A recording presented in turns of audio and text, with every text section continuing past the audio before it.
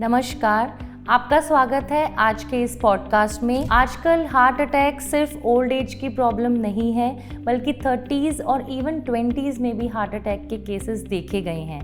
आज के इस पॉडकास्ट में हम बात करेंगे यंग हार्ट अटैक्स की रीज़न की, एंजियोग्राफी और स्टंटिंग से जुड़े कुछ common myths. Let us understand this from our expert cardiologist doctor Rudradev Pandey. Sir, पहले हार्ट अटैक को 50 to 60 ईयर्स की एज की प्रॉब्लम माना जाता था, बट आजकल यंग हार्ट अटैक के केसेस बढ़ रहे हैं, ऐसा क्यों सर? आज से 5-7 साल पहले जब हम आए थे उस टाइम तो बहुत रेयरली होता था, 50 साल के बाद ही देखते थे, 1-2 पेशेंट्स आते थे। देखते देखते सिनेरियो अभी हो गया 30 to 40 के ही मैक्सिमम केसेस बढ़ते जा रहे हैं, वो भी एक्यूट हार्ट अटैक से आते हैं। तो मेन रीजन जो पहले था वो था बेसिकली स्मोकिंग, तंबाकू। वो किसी भी रूप में हो सकता है, सिगरेट स्मोकिंग, जर्दा के रूप में भी हो सकता है। दूसरा डायबिटीज़ होता है। मेनली 80% कंट्रीब्यूशन इन दोनों चीज़ों का ही होता है। लेकिन अभी जो 2-3 साल से सिनेरियो चेंज हुआ है, इसमें देखा है स्ट्रेसफुल लाइफ और अपना खान पीन जो चेंज हुआ है, जंक फूड है, उसके अंदर पाम ऑयल्स बहुत तेज़ी से बढ़ता है, जिनोमोटोज वगैरह डालते हैं जो फ्लेवर देते हैं, इनके कारण भी बहुत तेज़ी से बढ़ा है। स्ट्रेसफुल लाइफ हो गई है,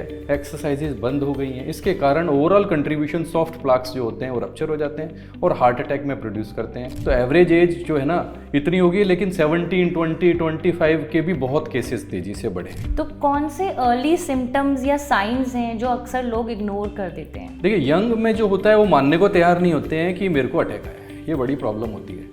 उनको अब एक्सेप्ट करना पड़ेगा, मॉडर्नाइजेशन है कि भाई चेस्ट पेन है, साथ में पसीना, घबराहट, वोमिटिंग, 3 चीज़ में से एक चीज़ भी है तो वो एसिडिटी गैस नहीं होती है। हार्ट अटैक हो सकता है, एज पैरामीटर नहीं है। एक बार आसपास ECG डॉक्टर की सलाह जरूर ले लें। डायबिटिक्स में साइलेंट आता है, उनको चेस्ट पेन सिर्फ 10% पेशेंट्स में ही होता है। उनको यदि सिम्टम एटिपिकल आ रहे हैं, बैठे बैठे पसीना आ रहा है, या ऐसा लग रहा है उनको बहुत बार बार गैसिडिटी बन रही है या गैस बन रही है और बार बार बेल्चिंग या डकार लेने से आराम मिल रहा है, तो मान के चलें कार्डियक बहुत हाई चांसेस हैं, तो जरूर दिखवाएं डायबिटिक पेशेंट्स स्पेशली। तो ये सिम्टम्स नेग्लेक्ट नहीं करने हैं, दिखा लीजिए, नहीं है तो दैट्स गुड, क्योंकि इंपॉर्टेंट है टाइम इज़ मसल। यदि टाइमली इंटरवेंशन हो जाए तो सब कुछ बच जाता है, पंपिंग कैपेसिटी। अदरवाइज 10-20-25% हार्ट लेके चलते हैं और लाइफ बड़ी मिजरेबल सी हो जाती है। बहुत लोगों को लगता है कि एंजियोग्राफी होते ही स्टंट डाल दिया जाता है, तो इस पे आप क्या कहेंगे सर? देखिए, 2 तरह से प्रेजेंटेशन होती है हार्ट पेशेंट्स की। एक होती है स्टेबल एंजाइना, मरीज चल रहा है, दर्द होता है, रुकने से ठीक हो जाता है, 1 महीना 2 महीना साल से है, डिस्टेंस कम करता जा रहा है। वो पेशेंट स्टेबल पेशेंट्स होते हैं, उनमें धीरे धीरे ब्लॉकेजेस आते हैं, कोलेस्ट्रॉल। उन पेशेंट्स में इमरजेंसी एंजियोप्लास्टी के चांसेस नहीं होते हैं। एंजियोग्राफी होती है देखने के लिए कितनी ब्लॉकेजेस हैं, उसके बाद बताया जाता है कि ये चांसेस हैं आपके ट्रीटमेंट में। ऑप्शनल होता है, करा सकते हैं, नहीं करा सकते हैं। लेकिन जो पेशेंट चेस्ट पेन लेके इमरजेंसी में आया है, उसका मतलब है उसकी इटियोलॉजी अलग है, कोई क्लॉट पड़ा हुआ है जिसके कारण वो अटैक आया, दोबारा भी आ सकता है, या बंद पड़ी होगी आर्टरी। उन कंडीशन में इमरजेंसी एंजियोप्लास्टी, जिसको हम प्राइमरी एंजियोप्लास्टी कहते हैं, वो करनी पड़ती है। और उसमें मोस्टली स्टेंट ही डालते हैं, क्योंकि यही एक इलाज है जिसके द्वारा उस आर्टरी को खोल सकते हैं। तो सिनेरियो डिफरेंट है, परसेप्शन एक ही हो गया है कि गए थे स्टेंट डाल दिया, ये थोड़ा सा मिथ्स है, ऐसा नहीं होता है कभी। तो क्या स्टेंटिंग के बाद भी लाइफ नॉर्मल रहती है? देखिए, स्टेंटिंग हो चाहे बाईपास हो, डिपेंड करता है हार्ट की पंपिंग कैपेसिटी कितनी है। यदि पंपिंग नॉर्मल है, भले ही आपके 4 स्टेंट 5 स्टेंट डले हैं, 3 ग्राफ्ट लगे हैं बाईपास में, तो आप कोई भी एक्टिविटी कर सकते हैं। आप माउंटेन भी चढ़ सकते हैं, हिमालय भी चढ़ सकते हैं। और आपने कोई भी इंटरवेंशन कराई है, नहीं भी कराई है, और आपकी पंपिंग कैपेसिटी 40% से कम है, जो इको से पता चलती है, और जितनी कम है उतने रेस्ट्रिक्शंस हैं लाइफ के अंदर और उतना एक्टिविटी कम होती जाती है पेशेंट्स की।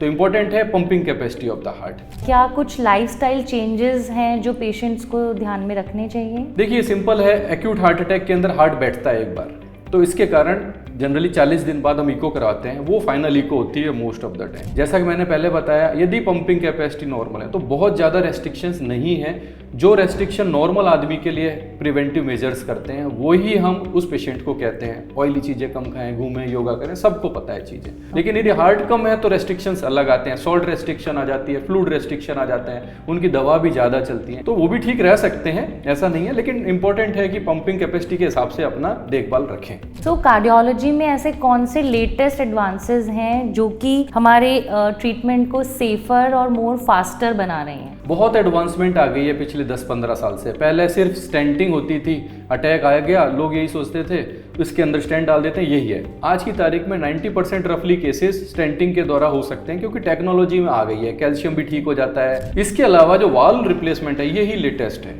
जिसके द्वारा बिना ऑपरेशन के हार्ट के वाल्व बदल जाते हैं। एल्डरली पेशेंट्स हैं, उनके लिए भी टेक्निक आ गई है, चारों वाल्व आज की तारीख में बदल जाते हैं, और ये बहुत रिवोल्यूशन है।